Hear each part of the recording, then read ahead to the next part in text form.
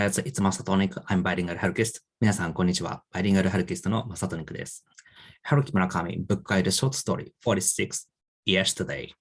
So in this video, I'd like to talk about Murakami's interesting short story, Yesterday. So as you can imagine, this title is from Beatles' song, Yesterday. So in a way, we could say it's a kind of a series of Norwegian or Drive My Car, something like that, from Beatles' song to the Murakami's novel. So as you can imagine, it's a very, very interesting and very Murakami-like story. This short in this story you can find. So let's get started. As always, this video consists of 3 parts: first overview, and second story, and third deep reading or reading tips from me. So first overview. This work is contained in short story collection Men Without Women. It's published in the English market in 2017 May. And one very interesting characteristic of this work is a featured Murakami version of Yesterday. So what that means, Murakami version? Actually, it's kind of, how to say, very difficult to convey in English, because in Japanese original text, Murakami featured Murakami versions, especially in Osaka dialect version of Yesterday's lyrics. So as you know, Yesterday is a Beatles song. So Paul McCartney wrote a lyric of this really kind of very legendary song, and Yesterday, something like that.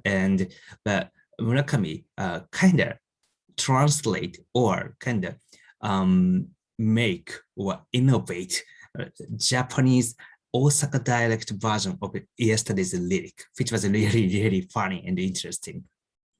And one thing how to say, unfortunately, in Japan, first version of this Yesterday had published in the literary magazine, much a longer version or kind of full version of Yesterday's Japanese Osaka dialect version of Yesterday had listed on the literary magazine. But after that, unfortunately, Murakami side got a complaint from the Beatles side, or say, I don't know, from technically where, but they got a complaint of using their, how to say, kind of full scale of translations, even translation. But so when the contained in the short story collection, same as Japan, Men Without Women in Japanese original title is Onna no Inai Otokotachi, had published in 2014. The how to say, full sentence can't be contained in the, how to say, a hardcover short story collection. So it's very short, just 2 sentences or 2 lines, and same as English one. So from there, I'd say it's kind of complicated. So originally Beatles song existed, and after that, Murakami from it made a kind of Japanese Osaka dialect version into long sentences, and after that shortened to just 2 sentences. And after that, from that Murakami's Japanese version to English kind of direct translation. So, and then as an English reader, you can read Murakami's versions, very kind of interesting. The lyrics goes with something like this: Yesterday is 2 days before tomorrow, the day after 2 days ago. It's kind of very nonsense or meaningless lyrics. So always melody, something like that. Yesterday is 2 days before tomorrow, the day after 2 days ago, something like that. I can imagine. So in Japanese Osaka brand dialect, it's much more kind of if you can know Osaka dialect, much more interesting kind of something like that. 昨日は明日の一昨日で、一昨日の明日や something like that. So 明日や something like this is a kind of Osaka dialect. So in many ways it's kind of complicated, but it's in many ways it's so much funny and very interesting way of put it. So in a way you can I enjoyed Murakami versions of Yesterday here is one really interesting characteristic. So how about story? Let's take a look at it. Story. So in this short story, there are three persons has featured a narrator. He is something like Murakami-like character, but named he got the name. It's a kind of unusual case, but he got the name Tanimura. At about 20 years or 18 to 20 years, such a young guy who had studied at the Waseda University. So which is really Murakami same setting. And Tanimura's friend Kitaru, he's very, very unique guy. He in this short story, Kitaru made that Japanese Osaka dialect version of Yesterday. So very interesting guy, Kitaru. And also Kitaru's girlfriend, Erika Kuritani. So Erika is one very important person. So these three person is a key role. And like I said, the this setting is their kind of very at the younger age, or originally a story had started. So in a way, you could tell it's something like a Norwegian type story, so-called a college student's life. Unfortunately, Kitaro is not a college student. He failed to entrance exam. I mean, a university entrance exam. He failed 2 years in a row. So he keep on studying, but to be honest, he's not study really. So in a way, Kitaro's characteristic is kind of very unique. And one really unique thing is a acquire Osaka dialect is kind of very one unique characteristic because Kitaro was born in Tokyo. So, and born and raised in Tokyo. So in a way, he is native Tokyo dialect, or so to speak, Japanese a standard dialect or pronunciation he usually speak. But when he grew up, he had made his mind, and he'd like to acquire Osaka dialect. And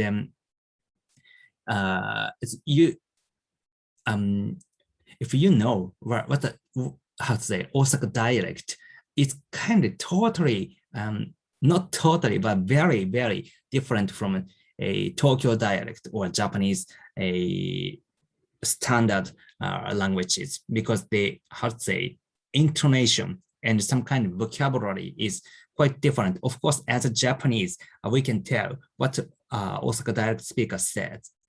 But when Tokyo,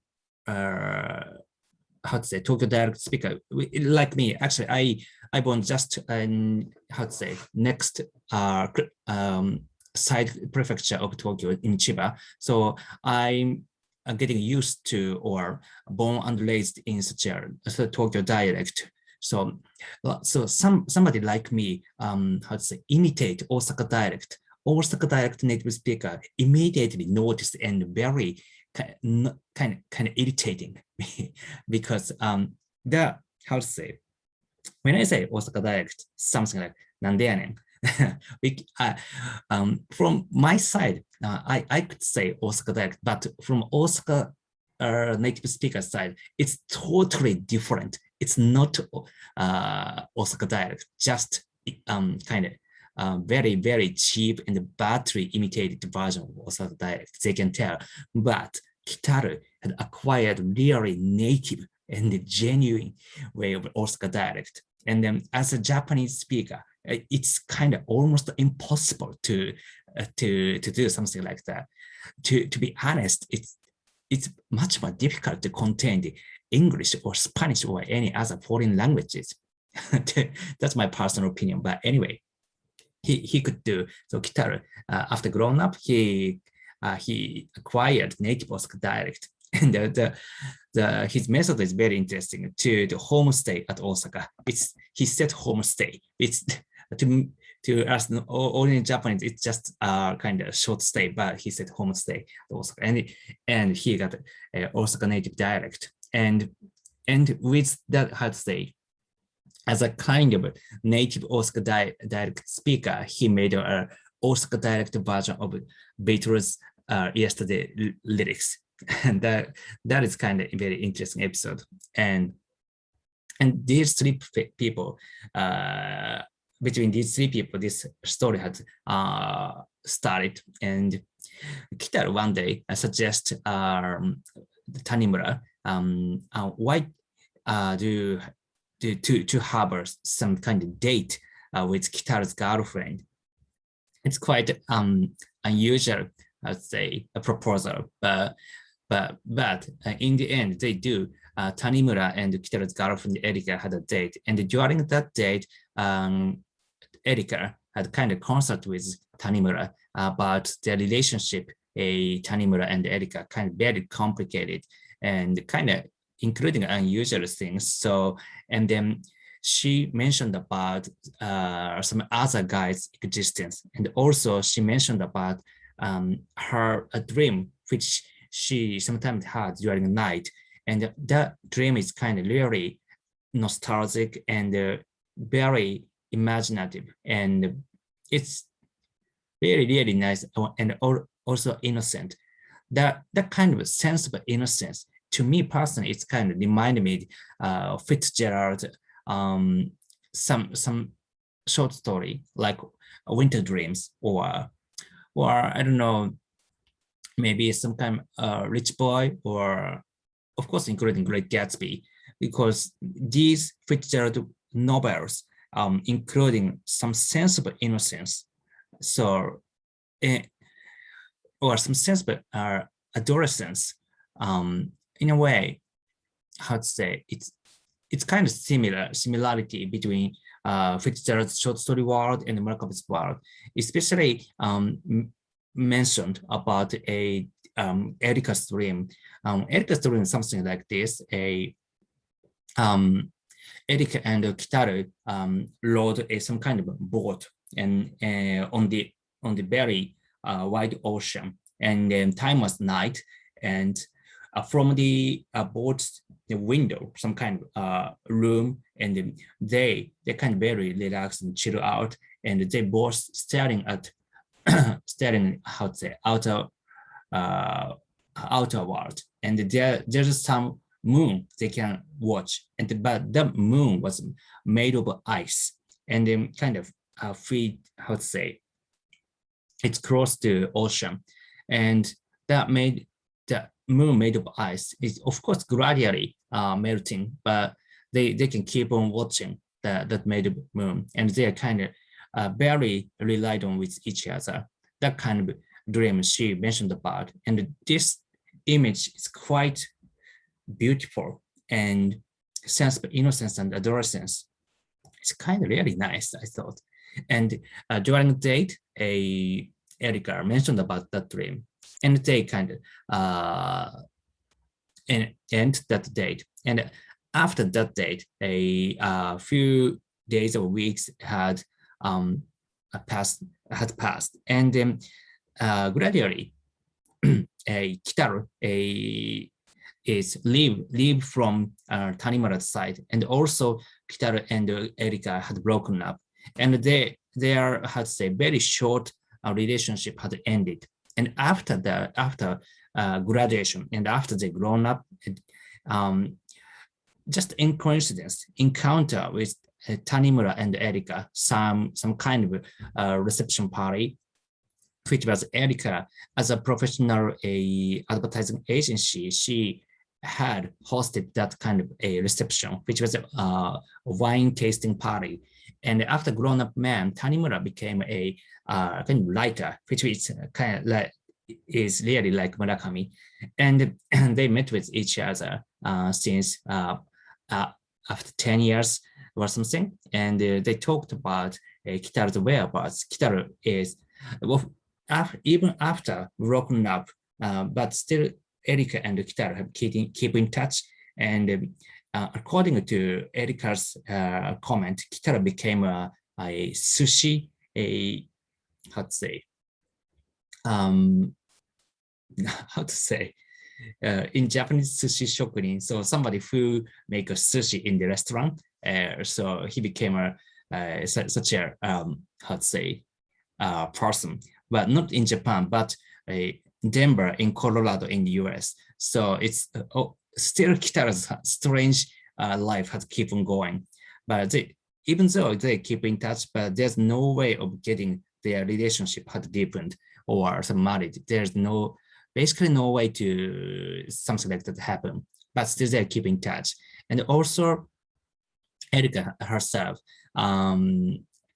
they're still not married, but maybe from her, how to say, atmosphere, Tanimura could tell, Erika had so many, how to say, experience of love relationship. He could tell, and then and Tanimura mentioned about Erika's such a kind of innocent dream. She really enjoyed.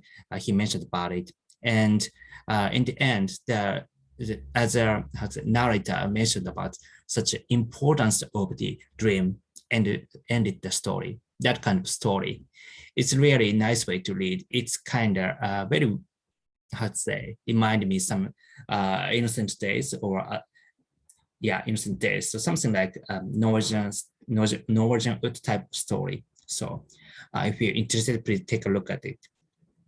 So, in deep reading tips for me.